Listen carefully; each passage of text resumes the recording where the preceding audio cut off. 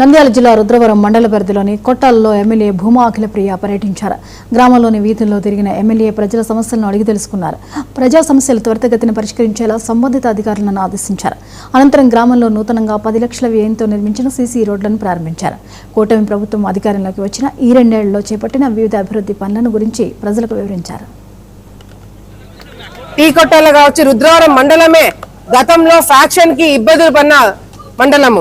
మరి ముఖ్యంగా డి కొట్టాల గ్రామం ఇందాకే నాకు వాళ్ళు నాయకులు చెప్తున్నారు, తెలుగుగంగ కట్టేటప్పుడు డి కొట్టాల గ్రామము దగ్గర నుంచి 18 బ్లాక్ తప్పకుండా రావాలని చెప్పి గతంలో 17 బ్లాక్ తప్పకుండా రావాలి.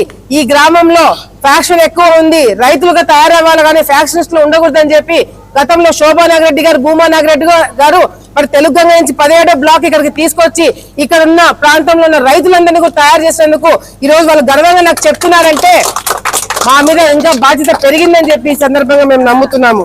మరి అదే విధంగా నేను మంత్రిగా ఉన్నప్పుడు ఈ గ్రామంకి దాదాపుగా 2.5 కోట్ల రూపాయలతో తార్ రోడ్డు కూడా వేయించడం జరిగింది.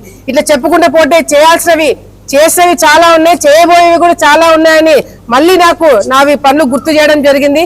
ఇక్కడితో అయిపోలేదమ్మా, ఇంకా 60 లక్షల రూపాయలు ఇంకా మాకు పనులు చేయాలని చెప్పి అది